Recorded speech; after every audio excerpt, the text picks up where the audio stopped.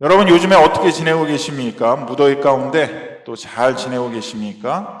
오늘 본문의 배경을 보면 바벨론 포로 말기 유다 백성들이 귀환의 문이 막 열리던 시점이었습니다. 페르시아의 고레스라는 왕이 등장하면서 바벨론 제국이 무너지고 포로된 백성들이 이제 고향으로 돌아갈 그런 소망을 갖게 된 시대였습니다.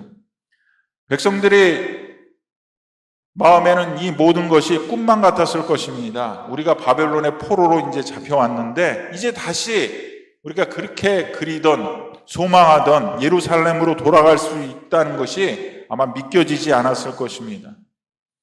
그런데 유다 백성들에게 바벨론 포로에서 예루살렘으로 돌아가는 이 큰 일들이 정말 큰 일이지만 이미 유다 백성들은 그 역사적으로 이미 한번 경험을 했습니다. 언제 경험했습니까?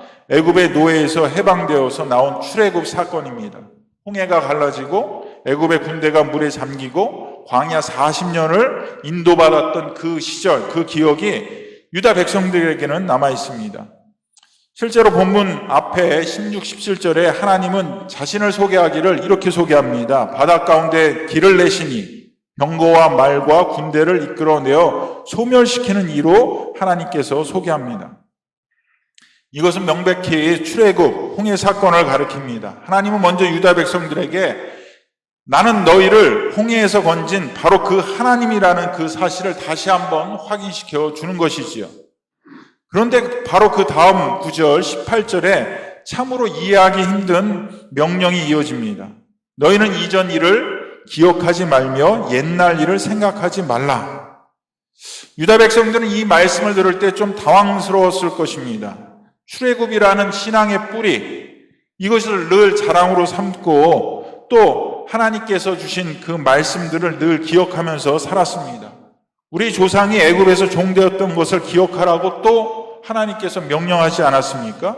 안식일을 지켜라, 가난한 자를 돌보라, 이 모든 것들이 다 하나님의 말씀을 기억하는 거 아니겠습니까?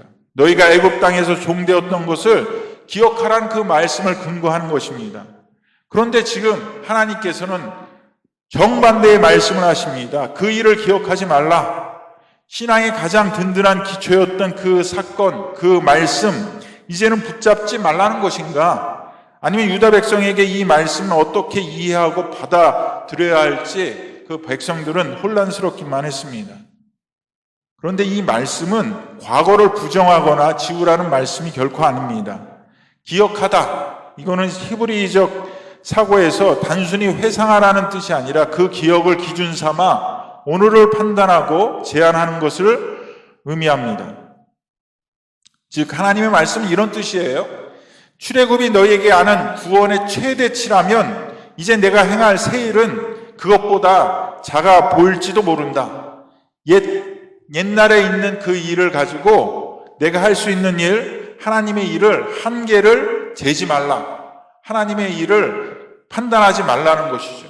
그렇기 때문에 19절에 보면 보라 내가 새 일을 행하리니, 여러분 이 새 일이라는 단어가 강조되는 이 의미가 돋보이지 않습니까?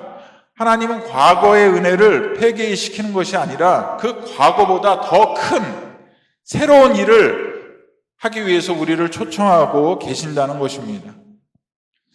성도 여러분, 우리에게도 붙잡고 있는 옛날 일, 옛날 기억이 있습니까? 한국에서 겪었던 사업의 실패나 상처, 또 자존심이 무너졌던 순간들, 그 기억은 우리에게 나는 결코 안 되는 사람, 나는 실패한 사람으로 낙인을 찍어버립니다. 또 반대로 한국에서 누렸던 지위, 인정, 또 잘 됐던 기억들, 이런 것들을 가지고 있는 사람은 내가 왕년에 내가 잘 나갔던 사람이야.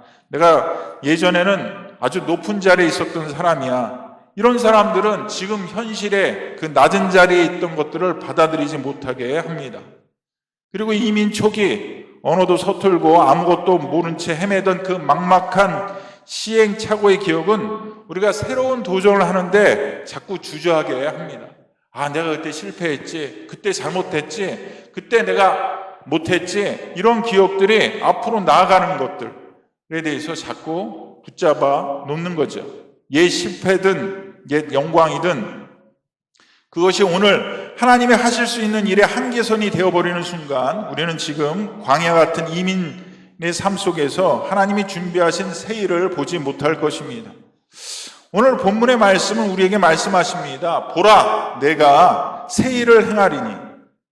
지금 바로 광야 같은 이민의 삶 한복판에서 우리에게 하나님께서 초청하신 말씀입니다.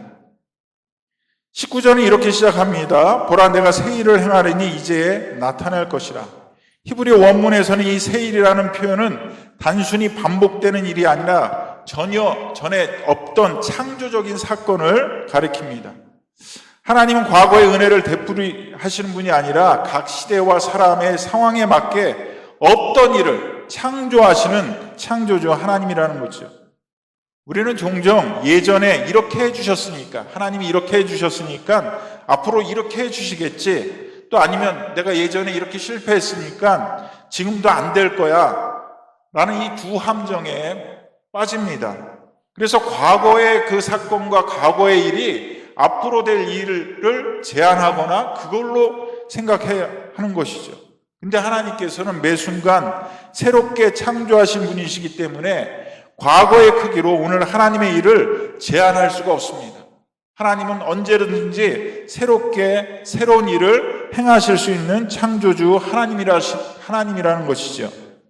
그렇다면 이 창조주 하나님 구체적으로 어떻게 유다 백성들을 새 일로 이끌으십니까? 본문은 세 가지로 답합니다. 첫 번째는 하나님의 인도입니다. 광야에서 길을 내시는 하나님. 19절 보니까 내가 광야에서 길을 내리니.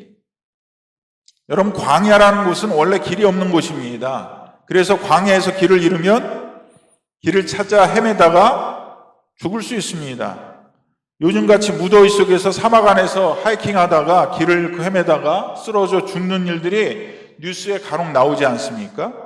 그런데 유다 백성들은 이 광야에서 하루 이틀 보낸 것이 아닙니다.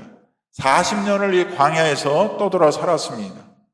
40년을 살면서 길을 헤매거나 또 길을 헤매서 길 때문에 죽었던 사람 있었습니까? 없었어요. 왜 그렇습니까? 왜 광야에서, 길도 없는 그 광야에서 떠돌아 다녔는데 한 사람도 죽은 사람이 없어요. 왜 그렇습니까? 하나님이 이 광야의 길을 인도하셨기 때문입니다. 광야 40년 동안에 낮에는 구름 기둥, 밤에는 불 기둥으로 인도하셨습니다. 광야에는 이정표가 없습니다. 어디로 가라는 것도 없습니다. 그렇지만 백성은 그 길을 잃지 않았습니다. 하나님이 친히 그들 앞에서 구름과 불 기둥으로 길이 되어 주셨습니다. 새 일을 향하는 첫걸음은 바로 하나님의 인도입니다. 두 번째, 하나님의 능력입니다. 사막에서 물을 내시는 하나님.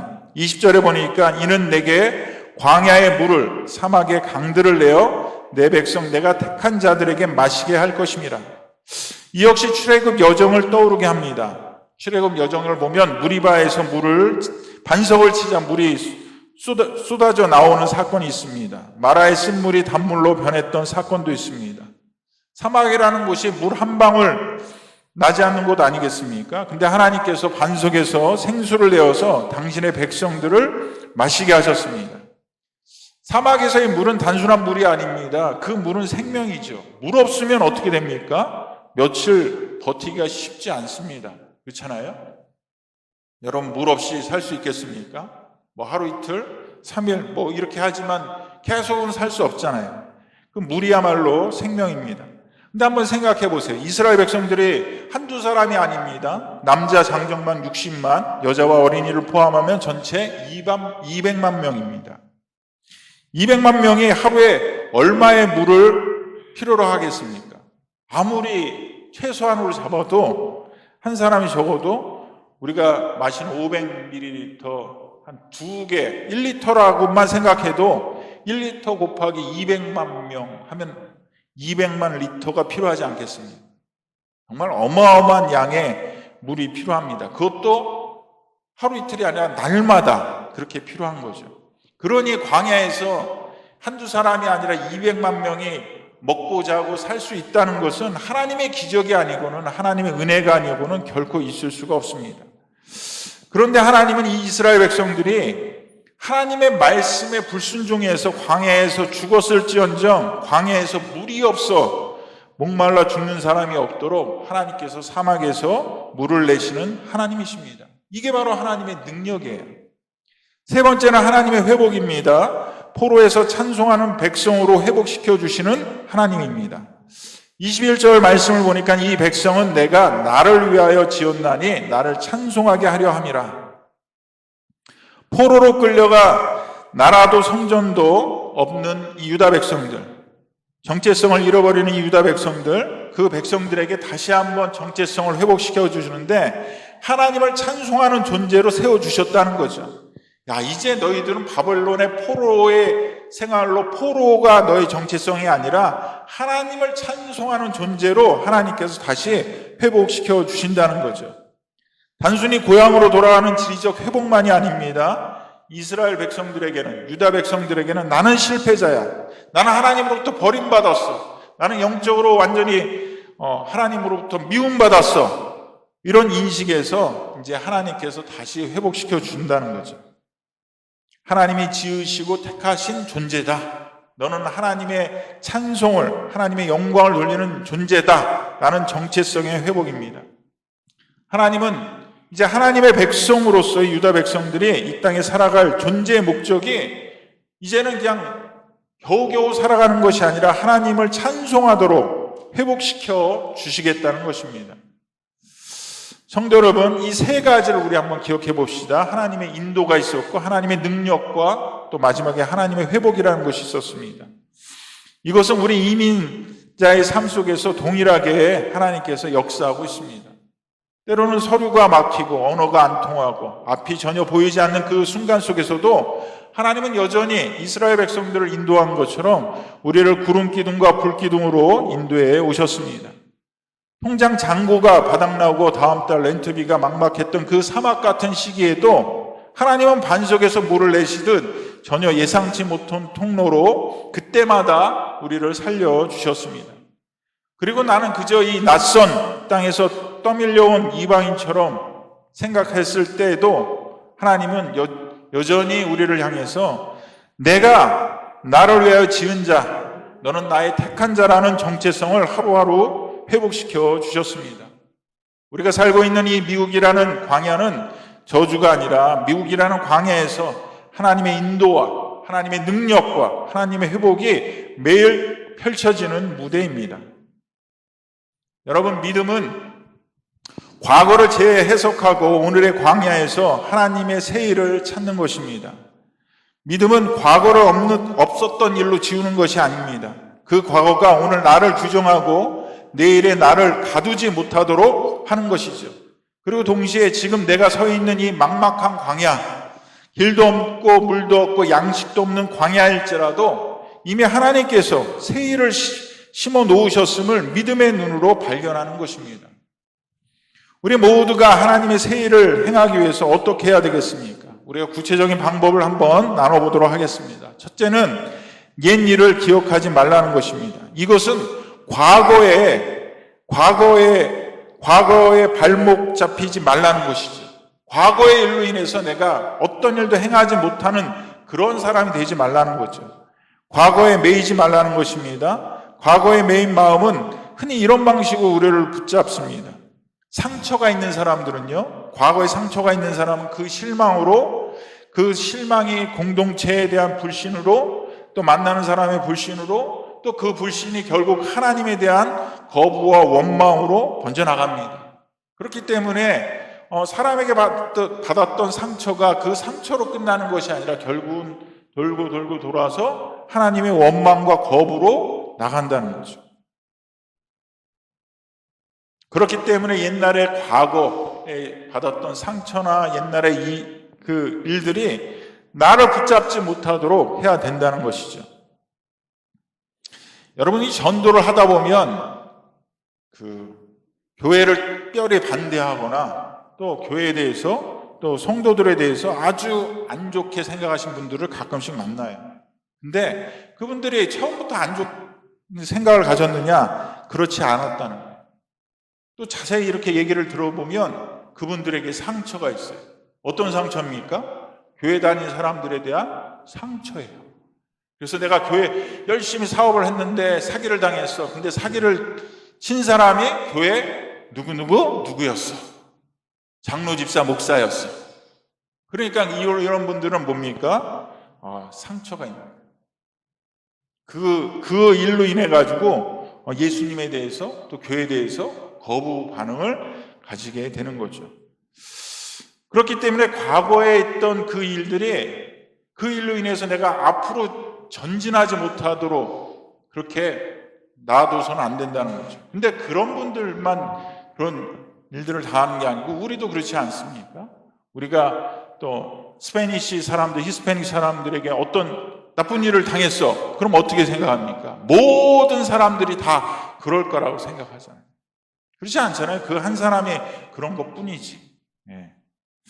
그렇기 때문에 우리가 과거의 경험에서 벗어나야 합니다. 그렇지 않고는 새해를 행할 수가 없어요. 여전히 과거에 있는 분들이 있어요.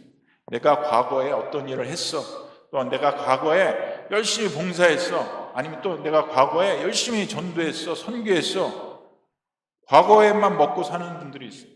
그런 분들은 결코 새해를 행할 수가 없습니다. 과거의 성공이나 실패, 잘된 일이나 그렇지 못한 일, 모든 것들이 과거의 일로의 그 과거의 일에 매이지 말아야 된다는 거죠. 과거의 일에 발목이 잡히면 앞으로 행하실 하나님의 새 일을 볼 눈조차 잃어버리기 쉽습니다.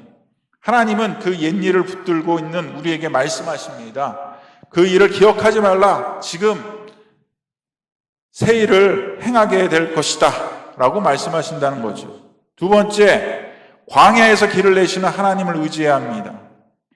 여러분, 인간의 눈으로 보면 아무리 봐도 길이 보이지 않을 때가 있습니다. 아무리 봐도 이 상황 가운데서 어떤 해결책이 없게 보일 때가 있어요.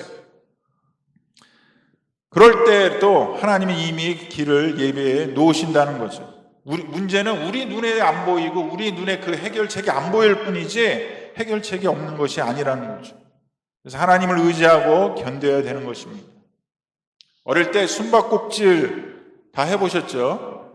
숨바꼭질 하면 어떻습니까? 술래가 눈을 감고 13명 다 이렇게 흩어지잖아요. 그때는 다 골목길 같은 데에서 이제 숨습니다. 근데 이렇게 골목길이 많은데 이렇게 보면 막힌 것 같아요. 골목길이 막혔어. 근데 그 막혔는 것 같은데 쭉 가다 보면 끝에 보면 꼭 이렇게 길이 또 이렇게 보이더라고요. 참 우리 인생이 그런 것 같아요. 분명히 막힌 것 같아. 여기는 길이 없어. 여기는 해결책이 없어. 근데 막상 끝까지 가다 보면 거기에 길이 있더라고요. 살다 보면 이런 경험하지 않습니까? 내가 보기에는 끝이야. 길이 없다고 판단을 해도 하나님은 내가 끝이라고 생각하는 그때 길을 열어주실 때가 있지 않습니까? 제가 하나님의 뜻에 순종해서 한인타운에서 교회를 개척했을 때였습니다. 이제 교회를 개척하고 정말 하나님이 주신 그 은혜를 가지고 시작을 했어요. 근데 가장 먼저 부딪히는 벽이 뭐겠습니까? 렌트비예요, 렌트비. 실제적인 문제가 바로 부딪히지 않겠습니까? 물론 사람도 없어요. 사람이 없으니까 또 경제적으로도 어렵겠죠? 그러니까 당장 이제 렌트비를 내야 되는 거 아니겠습니까? 어렵게 구했습니다. 한인타운에서 교회 건물을 어렵게 구했는데 정말 렌트비가 가장 걱정이 되죠. 근데 지금 생각하면 그 렌트비가요, 지금 우리가 내는 렌트비보다 더 많이 냈어. 야, 대단하죠? 그러니까 더 많이 냈어요. 그러니 어떻게 하겠습니까? 사람도 없는데. 감당할 여력이 없습니다. 그런다고 그때는 아이들이 어려가지고 아내가 다른 가정들처럼 맞벌이를 할 그런 형편도 없어요. 도무지 인간적으로는 길이 보이지 않습니다. 광야입니다. 정말 막막한 시기에. 그래서 바로 적고 내려와야 되나 하는 생각을 갖고 있었습니다. 그럼에도 불구하고 하나님께서 시작하라고 했으니까 시작하는 마음으로, 순종하는 마음으로 시작했죠. 그렇게 막막했던 시기에 아는 목사님의 소개로 알게 된 교단으로부터 2, 3년 정도 우리가 재정 지원을 받았습니다. 그리고 그 지원으로 또 가장 어려운 고비를 넘겼어요. 그리고 끝이 아니었습니다. 또 우리가 이상하게 이렇게 재정적으로 힘들고 어려울 때마다 야, 이게 이번에는 진짜 마이너스지. 이번 회기는 마이너스야. 이번 달은 마이너스야. 라고 생각할 그때 꼭 하나님께서 전혀 예상치 못한 사람을 통해서 채워주시고 지금까지 인도해 주셨어요.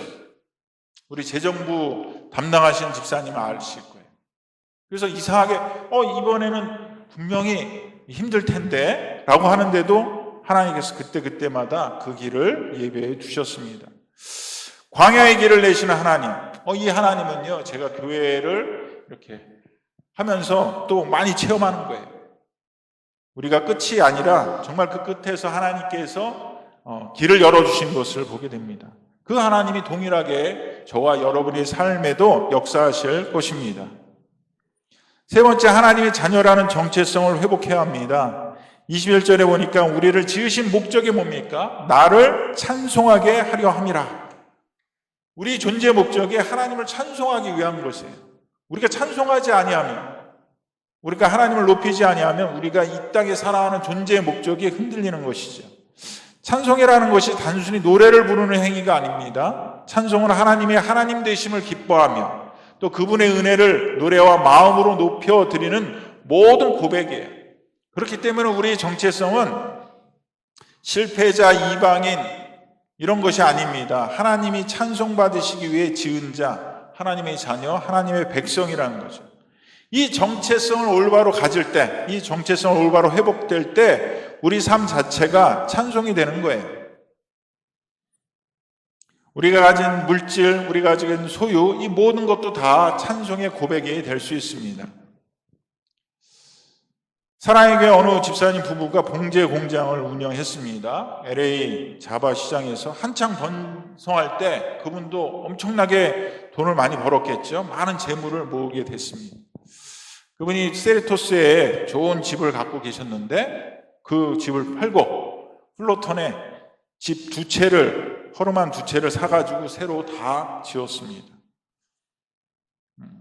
근데 그 두 채를 지으면서 한 채는 본인이 살고 다른 한 채는 선교사님들과 목회자들을 위해서 내어놓았습니다. 그래서 실제로 제 아는 친구 선교사님이 그곳에서 머물러서 그 집에서 편히 쉬었고 저도 그 집을 방문하면서 이렇게 교제할 기회가 있었습니다. 그때 이렇게 물어봤어요. 아니, 집사님 어떻게 이런 생각을 했습니까? 보통 우리가 돈을 모으면 어떻게 됩니까? 사업이 잘 되면 어떤 생각을 하죠? 더 큰 사업을 하고 더 많은 돈을 벌려고 하고 더 크게 이번이 기회다라고 생각하고 더 많은 재물을 벌 것 같은데 어떻게 이런 귀한 생각을 하셨습니까? 라고 이렇게 물어봤어요. 그랬더니 그 집사님의 말씀은 다른 것이 아니었어요. 내가 이렇게 돈을 버는 것이 생각해 보니까 내 능력과 나의 달란트가 아니라는 거죠.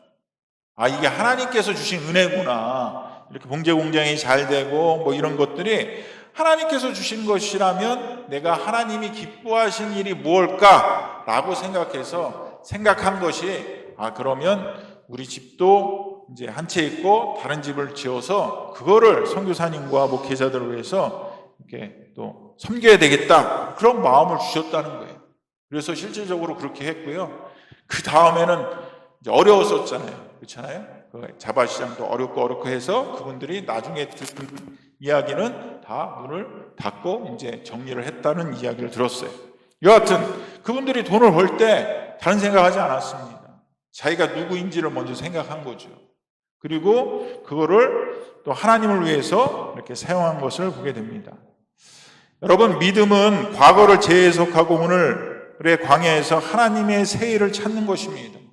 옛일에 발목 잡히는 마음을 내려놓고 광야의 길을 내시는 하나님을 의지하며 하나님을 찬송하는 존재로 정체성을 회복하는 것, 이 세 가지 원리를 우리가 마음속에 담고 우리가 이민자의 삶을 살아야 할 것입니다.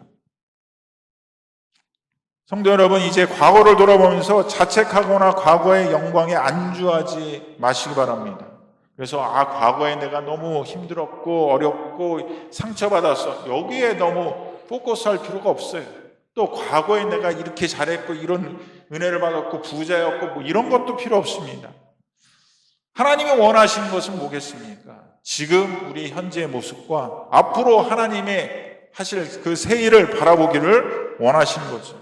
그 길은 이미 시작되었습니다. 새 일의 첫걸음은 하나님과의 관계 회복입니다. 하나님과의 관계 회복은 멀리 있지 않습니다. 기도의 자리에서 시작됩니다. 이번 한 주 바쁜 이민 생활 가운데서 우리가 미뤄두었던 기도의 자리가 있습니까? 하나님께 특별히 나가야 될 기도 제목들이 있습니까? 막연히 하나님 잘 되게 해 주십시오 라는 그 기도가 아니라 하나님 광야 같은 내 삶의 자리를 놓고 하나님 앞에 구체적이고 간절히 나아가는 기도입니다. 하나님 과연 나를 통해서 무엇을 하시기를 원합니까? 하나님 나를 통해서 하나님이 계획하신 새 일이 무엇입니까? 하나님 제 눈에 길이 보이지 않습니다.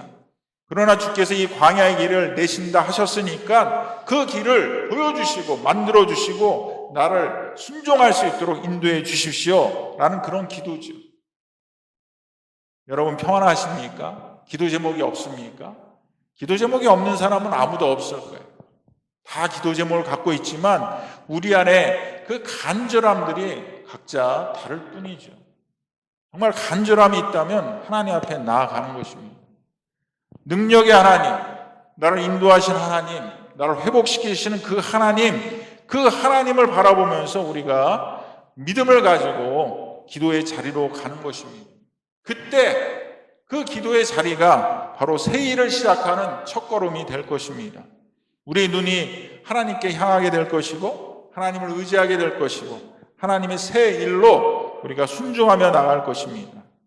광야의 길을 내시고 사막의 강을 내시는 하나님, 이번 한 주간 여러분의 삶 속에서도 새 길을 열어주실 줄로 믿고 또 그 길을 향해서 순종하는 저와 여러분이 되기를 주님의 이름으로 축원드립니다. 아멘.